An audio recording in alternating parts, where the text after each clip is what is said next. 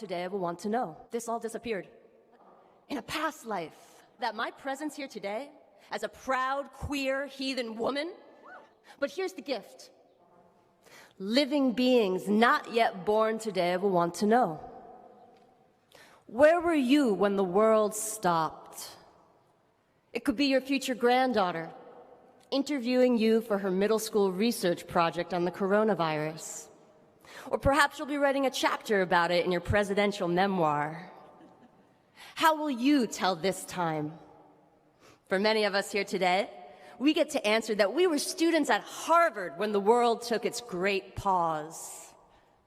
I've been a student at Harvard for 3 years, yet this is strangely both my first and final spring on campus. I began in the fall of 2019 as a fully embodied presence in the classrooms. And then, very suddenly, this all disappeared. When I came back to Cambridge this past fall, it felt like a reincarnation. I've been here before, I thought, in a past life. What happened? Where did we go? And what miracle is this that we get to be here together again today? Whether you started out in the flesh or on the screen, COVID-19 became an all-consuming component of your curriculum. Much of our study happened in quarantine, in a cloister called Zoom. I had already been practicing a bit of this monastic life at the Divinity School, that old place at the edge of campus where folks of every faith go in search of how to think and talk about the divine. Yeah, what's up, Div School? Not everyone knows that Harvard College was initially founded as a place to train future ministers.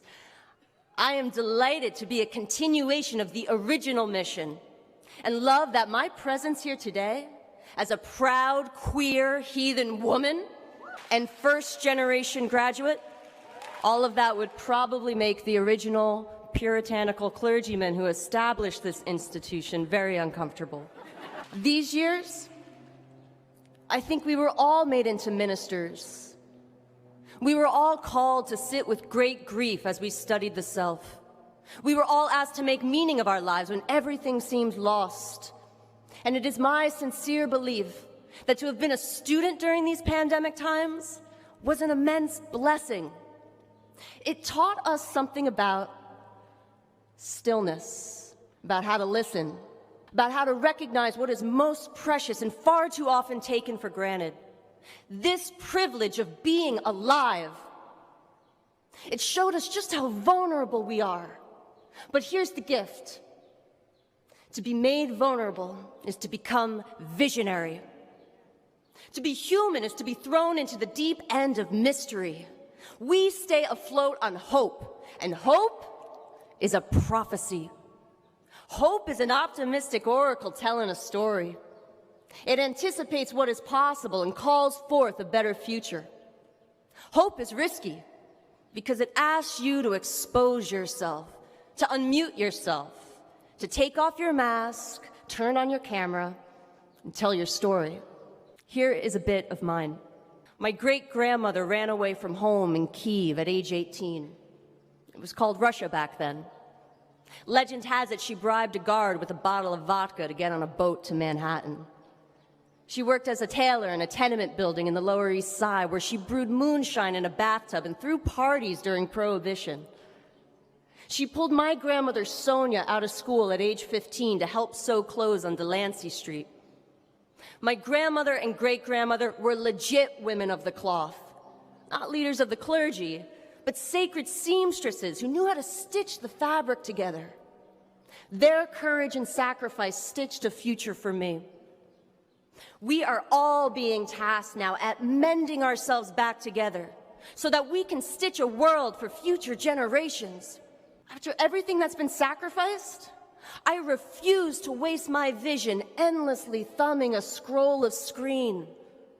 We are Renaissance artists reborn after a plague. I want us to make more than memes. I want us to make masterpieces.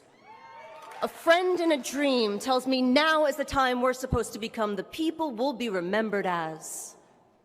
We have never been more vulnerable than we are today. Good. May this great vulnerability turn us into great visionaries.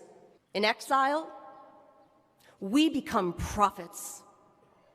We part seas. We leap. You have made a path for yourself. Now cross it. Go forth and share all that you have learned. Be contagious with your knowledge, contagious with your kindness, contagious with your enthusiasm and inspired human vision. Let us go beyond the boundaries now, and may divine truth, wisdom, and grace continue to guide our way.